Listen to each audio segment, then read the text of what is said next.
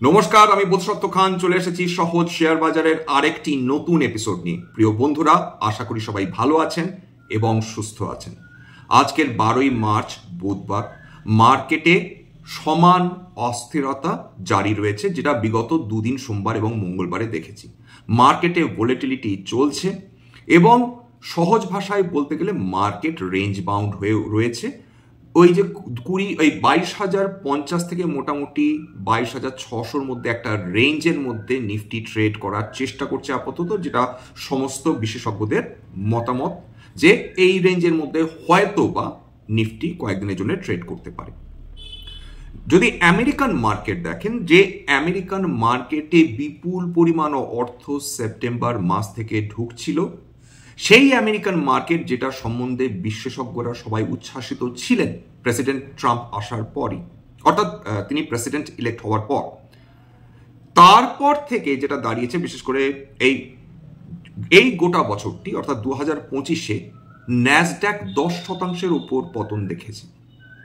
Elon মাস্কের company Tesla প্রত্যেক দিন কয়েক লক্ষ কোটি টাকা করে তার ওয়েলথ ডিস্ট্রাকশন চলছে। অর্থাৎ এতখানি বীতশ্রদ্ধ হয়ে পড়েছেন বিনিয়োগকারীরা টেসলার শেয়ার সম্বন্ধে। কয়েকদিন আগে টেসলার শেয়ারে প্রায় 15.5% ওপর ধস নেমেছিল এবং এই গোটা বছরটা ধরেই টেসলার শেয়ারে যে পরিমাণ ওয়েলথ ডিস্ট্রাকশন হয়েছে সেটা লিটারালি প্রায় বলে বোঝানোর সম্ভব নয়। বিপুল পরিমাণ অর্থ তাতে নষ্ট হয়েছে। গত এক বছরে প্রায় 50% ওপর ওয়েলথ ইরোশন হয়েছে কেবলমাত্র টেসলার ক্ষেত্রে। কেন টেসলার প্রসঙ্গ আসছে? বারবার টেসলার কথায় কেন আমরা ফিরেই যাচ্ছি? কারণ ভারতবর্ষে টেসলা আসার চেষ্টা করছে, টেসলার মালিক আসার চেষ্টা করছে, বরঞ্চ বলা ভালো। টেসলা তো ঢোকার চেষ্টা করবেই, তবে ধোঁয়াশা রাখছেন কবে ঢুকবেন, আদেও ঢুকবেন কিনা। ঢোকার ইচ্ছা তো তার 16 আনা রয়েছে, একটু ল্যাজে খেলাবার চেষ্টা চলছে আপাতত। কিন্তু টেসলার যিনি মালিক ইলন মাস্ক, তার আরেকটি কোম্পানি রয়েছে স্টারলিংক, সেটাকে নিয়ে একটু পরে বিশদে আলোচনা করছি। প্রথম কথা, আজকের মার্কেট অন্য দুদিনের মতনই তার আচার ব্যবহার ছিল। প্রাথমিকভাবে একটু উত্থান দেখে, তারপর ক্রমাগত পতন দেখতে থাকে, শেষ পর্যন্ত কিছুটা স্টেবিলাইজ করে। নিফটি মোটামুটি 27 পয়েন্টের মতো নিচে বন্ধ হয়। বিএসসি সেন্সেক্সও একসময় নিচে নেমে গিয়েছিল, সেখানে হালকা 72 পয়েন্টের নিচে নেমে বন্ধ হয়েছে। নিফটি ব্যাংক আজকে পজিটিভে বন্ধ হয়েছে। ইন্ডাসইন্ড ব্যাংক যেটা আগের দিন 27% পতন দেখেছিল, সেটা আজকে কিছুটা স্টেবিলাইজ করেছে, কয়েক শতাংশ উপরে উঠেছে, এইটুকু বলা যেতে পারে। তবে ভোলেটিলিটি, এই ধরনের স্টক যখন 27% নিচে নেমে যায়, সাধারণত এই ধরনের স্টকসগুলোতে ইউজুয়ালি মানুষ ভোলেটিলিটি এক্সপেক্ট করতেই পারেন। কারণ যতক্ষণ না ক্ল্যারিটি আসছে, যতক্ষণ না ম্যানেজমেন্ট বিনিয়োগকারীদের আশ্বস্ত করতে পারছেন, ততক্ষণ কিন্তু এই ধরনের ভোলেটিলিটি চলতেই থাকে। নিফটি আইটি সর্বাধিক পতন দেখেছে আজকের, এবং নিফটির আইটির পতনের পেছনে যে নতুন করে কি ঘটলো এই প্রশ্ন বিনিয়োগকারীদের মনে থাকতেই পারে। দেখুন, নিফটি আইটি, সার্ভিস এবং সফটওয়্যার যেটা এক্সপোর্ট করে, তার মেজর কনজিউমার কিন্তু ইউনাইটেড স্টেটস অফ আমেরিকা। এবার আমেরিকাতে যেটা ঘটছে, যে ট্রাম্প যখন তিনি প্রেসিডেন্ট ইলেক্ট হন, তারপর তিনি ঘোষণা করেছিলেন যে আইটি সেক্টরকে তিনি বেশ খানিকটা ছাড় দেবেন, যার ফলে বিভিন্ন বিশ্বজুড়ে বিভিন্ন আইটি কোম্পানিগুলো উৎসাহিত হয়ে উঠেছিল।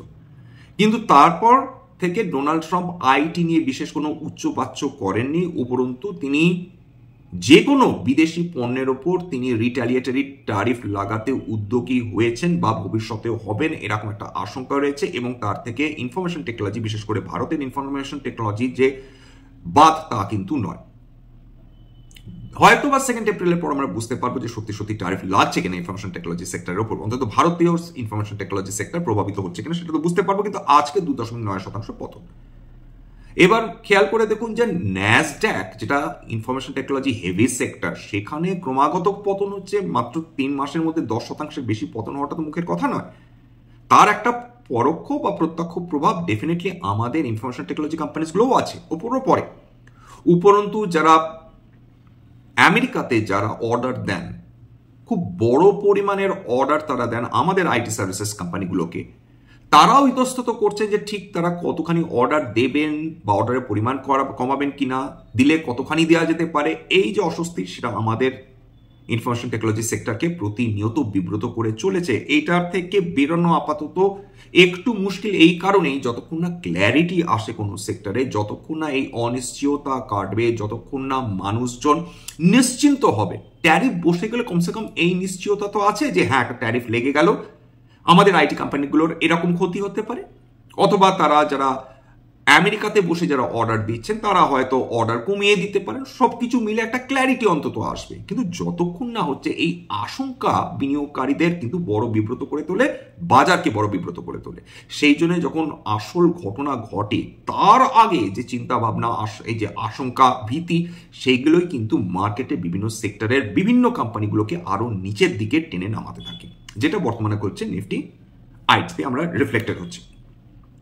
আজকের BSc small cap, BSc mid cap দুটোতেই 8% বেশি পতন এসেছে। সেটাই স্বাভাবিক। যদি এরকম ধরনের ভোলাটিলিটি থাকে সেখানে ইউজুয়ালি বেশি ক্ষতিগ্রস্ত হয় স্মল ক্যাপ এবং মিড ক্যাপ সেক্টর বা মিড ক্যাপ ইন্ডাইসেসগুলো, সেটাই আজকে রিফ্লেক্টেড হচ্ছে।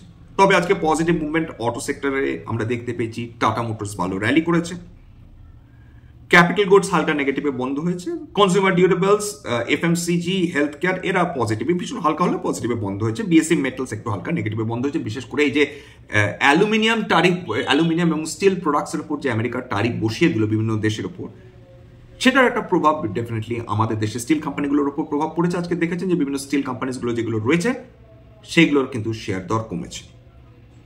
তবে ভারতবর্ষের পক্ষে ভালো খবর কি একদমই নেই? আছে ডেফিনেটলি। আজকে দুটো খুব ভালো খবর বেরিয়েছে যেটা ভারতবর্ষের পক্ষে খুব ভালো। এক নম্বর, গত 7 মাসের মধ্যে সর্বনিম্ন স্তরে নেমেছে রিটেল ইনফ্লেশন। ফুড ইনফ্লেশন কমে গিয়েছে, অর্থাৎ খাদ্যের জন্য যে মূল্য বৃদ্ধি হয় সেটা কমে গিয়েছে গত 7 মাসের মধ্যেই। এই নিয়ে 4% নিচে ইনফ্লেশন নেমে গেল। এই কনজিউমার প্রাইস ইন্ডেক্স ইনফ্লেশন নেমে গেল 4% নিচে। সবসময় মাথায় রাখবেন যে রিজার্ভ ব্যাংক অফ ইন্ডিয়ার যেটা বক্তব্য, তাদের কাছে জোন অফ কমফর্ট হচ্ছে 4%। সুতরাং এই 4%-এর নিচে যখনই ইনফ্লেশন নেমে যায় তখন রিজার্ভ ব্যাংক অফ ইন্ডিয়ার হাতে অনেক সুযোগ থাকে, সুবিধা থাকে যে তারা ফার্দার ইন্টারেস্ট রেট কি করবে সেটা ব্যাপারে তাদের একটা স্পষ্ট একটা অভিমত তৈরি করার জায়গা তৈরি হয়, শক্তিও থাকে। যেহেতু প্রায় 4%-এর নিচে নেমে গেছে, 3.61% হয়েছে, যেটা ফেব্রুয়ারি মাসের রিটেল ইনফ্লেশন, ভারতবর্ষের পক্ষে নিঃসন্দেহে ভালো খবর এটা। এবার মনে রাখতে হবে যে এপ্রিল আরেকটা মনিটারি পলিসি কমিটি মিটিং আছে রিজার্ভ ব্যাংক অফ ইন্ডিয়াতে, এবং ফেব্রুয়ারি মাসে যে মনিটারি পলিসি কমিটির মিটিং ছিল সেখানে একটা রেট কাট হয়েছিল সামান্যই, যেটা খুব একটা বাজারকে বেশি প্রভাবিত করেনি। খুব একটা কি রিয়েল এস্টেট বলুন, অটো বলুন, banking non banking financial companies বলুন, সেখানে খুব একটা বেশি প্রভাব পড়েনি, সেটা আমরা দেখেছিলাম। তবে এই যে এপ্রিল মাসের এই যে মনিটারি পলিসি কমিটির মিটিং রয়েছে সেইখানে আমাদের খেয়াল করে দেখতে হবে যে সেইখানে রিজার্ভ ব্যাংক অফ ইন্ডিয়া বিশেষ করে রেপো রেট নিয়ে কোনো চিন্তা ভাবনা করছেন কিনা, রেট কাট নিয়ে কোনো চিন্তা ভাবনা করছেন কিনা। অন্তত রিজার্ভ ব্যাংক অফ ইন্ডিয়ার হাতে সেই সুযোগটা তৈরি হলো, এটা বলা যেতে পারে। একদিক দিয়ে সেটা খুব ভালো। এবার ফুড ইনফ্লেশন সেটা 6% নিচে নেমে গেছে, লাস্ট 6% নিচে নেমে গেছিল সেপ্টেম্বর 2024-এ। এই তথ্যটা আমি নিয়েছি moneycontrol.com থেকে। অর্থাৎ এইটা একটা খুব বড় খবর। যখনই আমাদের দেশে খাদ্যজনিত মূল্যবৃদ্ধি কমে, সাধারণ মানুষের জন্য, জেনারেলি শেয়ার মার্কেটের জন্য খুব ভালো খবর। নিয়মিত হারে ইনফ্লেশন কমছে, ভারতবর্ষের পক্ষে অত্যন্ত ভালো খবর। 1 নম্বর। 2 নম্বর খবর যে আন্তর্জাতিক তেলের বাজারে যে ক্রুড অয়েল প্রাইসেস, ক্রুড বাস্কেটগুলো রয়েছে সেটার দাম আয়ত্তের মধ্যে রয়েছে এখন অবধি। $85 ওপর চলে গেলে সেটা ভারতবর্ষের পক্ষে সবসময় চিন্তার কারণ হয়ে দাঁড়ায়। এখন যেটা রয়েছে, আমরা সেফ রয়েছি, সিকিওর রয়েছি। আমাদের যে পেট্রোলের জন্য বা ডিজেলের জন্য বা পেট্রোলিয়াম প্রোডাক্টসের জন্য যে বিল, আমাদের যে পকেট থেকে যে টাকা খরচ হয় সেটা অনেকটাই কম খরচ হবে এই সামনের কয়েকটা দিনে, যেটা ভারতবর্ষের পক্ষে আখেরে ভালোই হবে। এছাড়া আরেকটা যেটা খবর যে আমাদের ইন্ডাস্ট্রিয়াল প্রোডাকশন সেটা বৃদ্ধি পেয়েছে। গত 8 মাসের মধ্যে সর্বোচ্চ 5% এসে দাঁড়িয়েছে আমাদের ইন্ডাস্ট্রিয়াল প্রোডাকশন। সেটা ভারতবর্ষের জন্য 2 নম্বর ভালো খবর বা 3 নম্বর ভালো খবর, যেটাই বলতে পারেন। এই খবরগুলোতে কি হচ্ছে, এই খবরগুলোতে যেটা বুঝতে পারছেন যে আপাতত মার্কেট যেটা দাঁড়াচ্ছে, অন্য ধরনের যদি কোনো খবর আসে, জিওপলিটিক্যাল টেনশনের কারণে যদি মার্কেট নামে, সেক্ষেত্রে তো মার্কেটের কিছু করার নেই, সেটা সার্বিকভাবে সমস্ত দেশেই তাদের শেয়ার মার্কেটের উপর সেটা প্রভাব পড়বে। জিওপলিটিক্যাল নিউজ তো আমরা কন্ট্রোল করতে পারি না, কিন্তু ওভারঅল আমাদের যে ভারতবর্ষের যে অভ্যন্তরীণ যে খবরগুলো রয়েছে সেটা ভারতীয় শেয়ার বাজারের জন্য নিঃসন্দেহে পজিটিভ। একটাই চিন্তার কারণ যে কোয়ার্টার 4 রেজাল্টস কেমন হবে, সেটার উপর কিন্তু অনেকটাই নির্ভর করবে। এবং বিশেষজ্ঞরা কোয়ার্টার 4 রেজাল্টস নিয়ে মারাত্মক আশাবাদী এমনটি কিন্তু নয়, কিন্তু তার সত্ত্বেও এই ধরনের খবরগুলো আমাদের কিছুটা হলে আশ্বস্ত করবে, কিছুটা হলে আশঙ্কা কমাবে, কারণ এটা কিন্তু খুব কম ছোট খবর নয়। বিশেষ করে যদি রিটেল ইনফ্লেশন কমে, আরবিআইয়ের কাছে এলবো রুম থাকে, যেটা অবশ্যই ভালো। এইবার চলে আসি হচ্ছে আমাদের এফআইআইডিআই এর ডেটা। এটা নিয়ে আলোচনা অবশ্যই আমাদের করার প্রয়োজন রয়েছে। এফআইআইডিআই এর ডেটা কি বলছে, যে 11ই মার্চের ডেটা, 12ই মার্চের ডেটা এখনো পাইনি। 11ই মার্চ অব্দি এফআইআই প্রত্যেক দিনই বিক্রি করেছে, অর্থাৎ 11ই মার্চেও তারা 2823 কোটি টাকার শেয়ার বিক্রি করে দিয়ে চলে গেছে। অর্থাৎ এখন অব্দি মার্চের 11 তারিখ অব্দি তারা 18,810 কোটি টাকার ওপর শেয়ার তারা বিক্রি করেছে। অর্থাৎ এফআইআইদের শেয়ার বিক্রি করা জারি রয়েছে। ডিআইআইরা সেই তুলনায় 23,216 কোটি টাকার শেয়ার বিক্রি করেছেন, অর্থাৎ কিনেছেন, অর্থাৎ প্রায় 4,500 কোটি টাকার উপর বেশি শেয়ার তারা কিনেছেন এফআইআইদের তুলনায়। তার মানে ডিআইআই তারা যে শেয়ার কিনছেন নিয়মিত হারে তারা শেয়ার কিনে চলছেন, এবং ওই একই কথা যে তারা ভারতীয় শেয়ার বাজারকে একটা স্টেবিলিটি দিচ্ছেন আপাতত। কদিন চলবে তো সেটা কেউই জানে না, হতে পারে যে এফআইআই ফিরে এলো আর কয়েকদিন পর, আমরা কেউ জানি না। কিন্তু আর এরকম নিয়মিত হারে তো ডেফিনেটলি যদি ভালো খবর একের পর এক ভারতীয় শেয়ার বাজারে আসতে থাকে, আমেরিকান শেয়ার বাজার, আমেরিকান অর্থনীতি যদি ক্রমাগত খারাপ করতে থাকে, খুব স্বাভাবিকভাবে সেখানকার লোকজন তো সেখানে বিনিয়োগ করে বসে থাকবেন না। তারা এমন কোনো মার্কেটে আসার চেষ্টা করবেন যে মার্কেট ফেয়ারলি ভ্যালুড, যেমন চায়না, যেমন ভারতবর্ষ ফেয়ারলি ভ্যালুড। হ্যাঁ, যেটা ওভার ভ্যালুড ছিল সেটা এখন সেরকম অবস্থা নেই, কিন্তু খুব চিপ মার্কেট ভারতবর্ষ এমনটিও নয়। কিছু কিছু সেক্টরে কিছু কিছু কোম্পানিজ ডেফিনেটলি সস্তা, কিন্তু সমস্ত গোটা সেক্টর ধরে সমস্ত সেক্টরে এই কোম্পানিগুলো খুব সস্তা হয়ে গেছে এমনটি নয়, কিন্তু ফেয়ারলি ভ্যালুড আপাতত বলা চলে। দেখা যাক কবে এফআইআইসরা ফেরত আসে।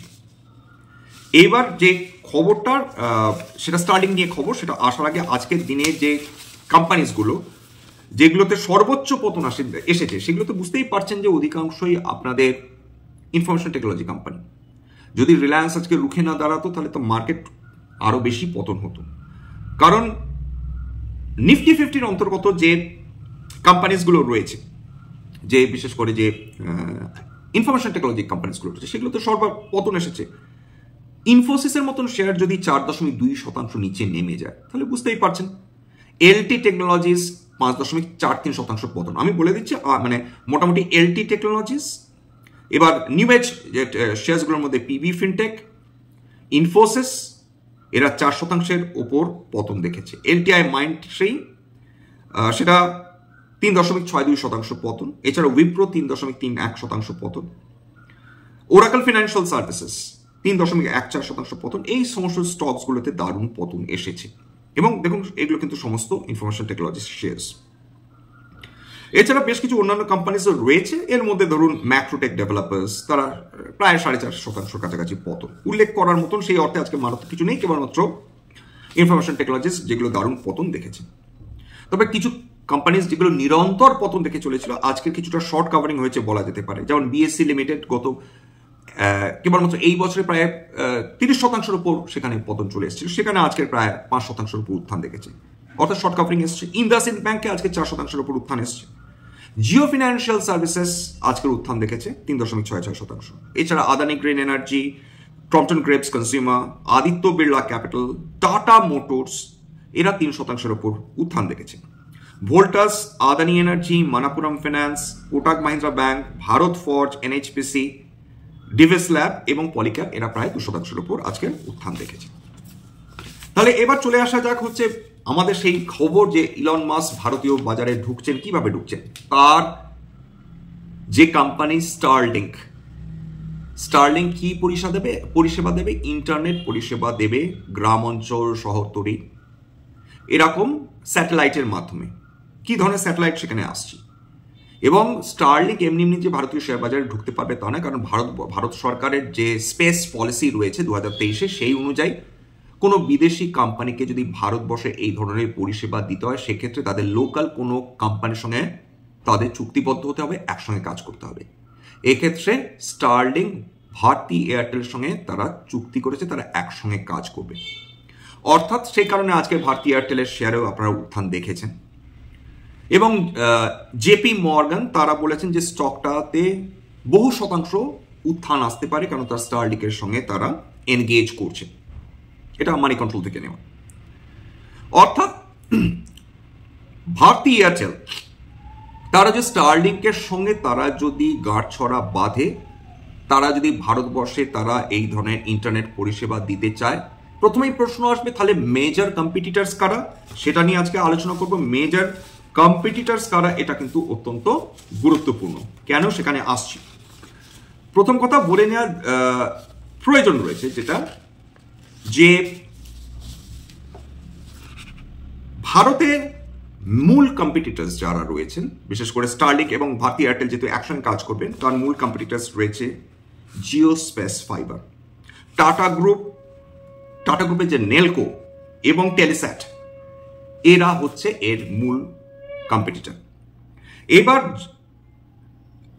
ভারতী এয়ারটেল যে স্টারলিংকের সঙ্গে তারা একসঙ্গে কাজ করবে, সেক্ষেত্রে লিও বলে তারা একটা টেকনোলজির সাহায্য নেবে, একটা স্যাটেলাইট, লোয়ার আর্থ অরবিট স্যাটেলাইট বা লোয়ার অরবিট আর্থ স্যাটেলাইট, যেভাবেই বলুন না কেন, লোয়ার আর্থ অরবিট স্যাটেলাইট। এই লোয়ার আর্থ অরবিট স্যাটেলাইট আর কি ব্যবহার করে? টাটা গ্রুপের নেলকো, টেলস্যাট, এরা লোয়ার আর্থ অরবিট স্যাটেলাইট ব্যবহার করে। এছাড়া জিও স্পেস, যেটা রিলায়েন্সের জিও এবং এসিএস এর একসঙ্গে যারা কাজ করছে, তারা কি টেকনোলজি ব্যবহার করে? তারা মিডিয়াম আর্থ অরবিট স্যাটেলাইটস ব্যবহার করে ইন্টারনেট পরিষেবা দেওয়ার জন্য। এছাড়া ভারতী এয়ারটেল তারাও কিন্তু লোয়ার আর্থ অরবিট বা লো আর্থ অরবিট স্যাটেলাইট ব্যবহার করছিল এতদিন ধরে।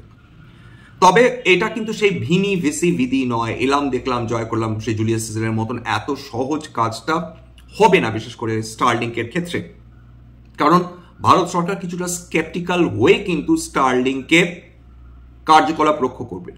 কারণ এর আগে মণিপুরে অলরেডি তারা মানে এখতিয়ারভুক্ত ভাবে স্টারলিংক কিন্তু তারা নিজেদের স্যাটেলাইট ঢুকিয়ে দিয়েছিল। কিভাবে কেমন ভাবে আমরা কেউ জানি না, কিন্তু এই এখতিয়ারভুক্ত মানে এখতিয়ারের বাইরে গিয়ে এই কাজকর্মটা ভারত সরকার খুব একটা যে ভালোভাবে নিয়েছেন তা নয়। এবার স্টারলিংকে কাজ করতে গেলে তার একটা লাইসেন্সের প্রয়োজন রয়েছে বলা যেতে পারে। তাকে ভারত সরকারের কাছ থেকে অনুমতি নিতে হবে। এই অনুমতিটা অলরেডি টাটা গ্রুপের নেলকো তারা নিয়ে নিয়েছে, জিও স্পেস ফাইবার তারা নিয়ে নিয়েছে, এবং অ্যামাজনের যে এই যে স্যাটেলাইট পরিষেবা বা এই যে ইন্টারনেট পরিষেবা, সেটাকে কুইপার, তারা এখনো তৈরি হয়নি, তারাও স্যাটেলাইট তারা লঞ্চ করবে, স্যাটেলাইটে সেই পরিষেবা দেবে, সেই জন্য তারাও অনুমতি চাইছে ভারত সরকারের কাছ থেকে। অর্থাৎ একমুখী কম্পিটিশন হবে ইলন মাস্ক ভারতীয় বাজারে ঢুকলে, এমনটি নয়। কারণ এরাও কিন্তু একই বা মানে তার কাছাকাছি টেকনোলজিস ব্যবহার করছেন, যে কোম্পানিগুলোর কথা বলছি। এবং স্টারলিংক কোন দুটো গ্রুপের সঙ্গে লড়াই করবে খেয়াল করে দেখুন, একটা টাটা গ্রুপ, একটা রিলায়েন্স, ভারতবর্ষের দুটো বেস্ট গ্রুপ যাদের সুবিশাল উপস্থিতি রয়েছে এবং ইনফ্লুয়েন্স রয়েছে, এবং তাদের যে আর্থিক ক্ষমতা সেটা ইলন মাস্কের প্রভূত আর্থিক ক্ষমতা রয়েছে, কিন্তু ভারতবর্ষে সিংহ তো দুটোই, টাটা গ্রুপ এবং রিলায়েন্স। সুতরাং তাদের সঙ্গে লড়াই করতে হবে, এমনি লড়াই পাওয়া যাবে না। প্রথম কথা, তাদের অনুমতি সংগ্রহ করতে হবে ভারত সরকারের কাছ থেকে, তারপর লড়াই নামতে হবে। হ্যাঁ, এক্ষেত্রে জিও স্পেস ফাইবার এবং টাটা নেলকো এরা দুজনেই কম্পিটিশন ফেস করবে নিঃসন্দেহে, কিন্তু সেটা ভারতবর্ষে যেটা হবে স্বাভাবিকভাবে সাবস্ক্রাইবারদের জন্য তারা উন্নত মানের পরিষেবা পাবেন। যখনই কোনো বিদেশি কম্পিটিশন ভারতবর্ষে আসে, তখন আমাদের পরিষেবার মান আস্তে আস্তে উন্নত হতে থাকে, এটাই স্বাভাবিক। বিশ্ব বাজারে ভারতবর্ষকে যদি এস্টাবলিশ করতে হয় নিজেকে, সেক্ষেত্রে এই ধরনের উন্নত মানের পরিষেবার সঙ্গে আমাদের লড়াই করেই কিন্তু এগিয়ে যেতে হবে। দেখা যাক, এখনো সময় রয়েছে। এবং এরা স্টারলিংক এক্স্যাক্টলি কি পরিষেবা দেবে? হাই স্পিড ইন্টারনেট পরিষেবা দেবে। এরা একটু এই যে স্যাটেলাইটগুলো, এরকম কয়েক হাজার স্যাটেলাইট রয়েছে ইলন মাস্কের নিজের, সেটা লো অরবিটে গোটা পৃথিবীটাকে প্রদক্ষিণ করে বেড়াচ্ছে। সুতরাং ইলন মাস্ক তো ভারতবর্ষের মতন সুবিশাল মার্কেট এর হাতছাড়া করতে চাইবেন না। টেসলা কবে আসবে, এটা একটা বড় প্রশ্ন। টেসলাকে যদি আসতে হয় কেবল গাড়ি বিক্রি করতে তিনি আসবেন, বা ভারত সরকার তাকে সাদরে অনুমতি দেবে এমনটি সম্ভবত হবে না, কারণ ভারত সরকার এর আগেও বারবার বলেছি যে তারা বলেছেন যদি ইলন মাস্ককে ভারতবর্ষে ঢুকতে হয় সেক্ষেত্রে ভারতবর্ষে তাকে কারখানা করতে হবে। সেটা ইলন মাস্ক রাজি হবেন কিনা সেটা একটা বড় প্রশ্ন। গাঁইগুঁই তো অনেকদিন ধরেই করছেন, বছর 2 হয়ে গেল, এবং তার খুব একটা যে সদিচ্ছা রয়েছে সেটা তো তিনি এখনো সেরকম কিছু দেখাননি। আগে দেখান। ভারত সরকার নিঃসন্দেহে কেবল চায়নাতে সেখানে তারা তিনি গাড়ি তৈরি করবেন এবং ভারতবর্ষে এসে গাড়ি বিক্রি করবেন, এরকম সম্ভাবনাটা খুব কম, নেই এরকম নয়, কিন্তু সম্ভাবনাটা কম। এইটাই আপাতত আজকের খবর, খুব বড় খবর, বেশ কয়েকটা ভালো খবর। হ্যাঁ, যদি স্পেসএক্স ভারতবর্ষে আসে, স্পেসএক্সের পেছন খুব স্বাভাবিকভাবে ফরেন ডিরেক্ট ইনভেস্টমেন্ট আসার সম্ভাবনা রয়েছে। অন্যান্য যে বিদেশি কোম্পানিজগুলো ভারতবর্ষে বিনিয়োগ করতে চায়, যদি ইলন মাস্ক তিনি ইনভেস্ট করেন ভারতবর্ষে, সেক্ষেত্রে অন্যান্য যারা ফরেন ডিরেক্ট ইনভেস্টমেন্টস বলুন তারা করতে চাইবে, তারা উৎসাহিত হবে। এটাই তো স্বাভাবিক। যেভাবে রিলায়েন্সে যখন মেটা এবং গুগল তারা ইনভেস্ট করেছিল, জিওতে এবং রেটেলে, তখনও মারাত্মক উৎসাহ তৈরি হয়েছিল। সিলভার লেক বলে একটা কোম্পানি ছিল আমেরিকার, তারা ইনভেস্ট করেছিল, বিশেষ করে কোভিডের সময়, যখন কেউ আদৌ ভাবতেও পারেনি যে এত লক্ষাধিক কোটি টাকা ভারতীয় একটি কোম্পানিতে কোনো বিদেশি কোম্পানি গুগল এবং মেটার মতন কোম্পানি বিনিয়োগ করতে পারে। আজকে এত পর্যন্তই। প্রথম কথা হচ্ছে যে কোম্পানিজগুলো নিয়ে আলোচনা করলাম, হতে পারে তার মধ্যে কয়েকটা কোম্পানিতে আমার পরিবারের বিনিয়োগ থাকতে পারে। ভবিষ্যতে আমরা যদি নতুন করে কিনি বা বিক্রি করি তাহলে কিন্তু আগাম বিজ্ঞপ্তিতে কিনতে বা বিক্রি করতে পারবো না। স্ট্যান্ডার্ড ডিসক্লেমার, এটা কেবলমাত্র একটা এডুকেশনাল চ্যানেল, বাঙালি বিনিয়োগকারীদের ইনভেস্টর অ্যাওয়ারনেস বৃদ্ধির জন্য। এখানে কোনো ধরনের কোনো শেয়ারের buy sell recommendation, suggestion, advice এমনকি ইনফ্লুয়েন্স করা হয় না। আমার কথা শুনে যদি কোনো শেয়ারে আপনারা বাই সেলের সিদ্ধান্ত নেন সেক্ষেত্রে ক্ষতির মুখোমুখি হতে পারেন। সুতরাং সবসময় একজন সেবি রেজিস্টার্ড ইনভেস্টমেন্ট অ্যাডভাইজারের পরামর্শ নেওয়ার চেষ্টা করবেন, সেক্ষেত্রে আপনারা উপকৃত হলেও হতে পারেন, অথবা নিজের ডিউ ডিলিজেন্স করবেন। সবার শেষে যেটা বলে থাকি, যদি এই ধরনের এপিসোডস আপনাদের সত্যিই ভালো লাগে প্লিজ একটা লাইক দেবেন, প্লিজ সাবস্ক্রাইব করবেন, এবং যদি সম্ভব হয় নিজের গ্রুপে শেয়ার করে দেবেন। আজকের জন্য নমস্কার।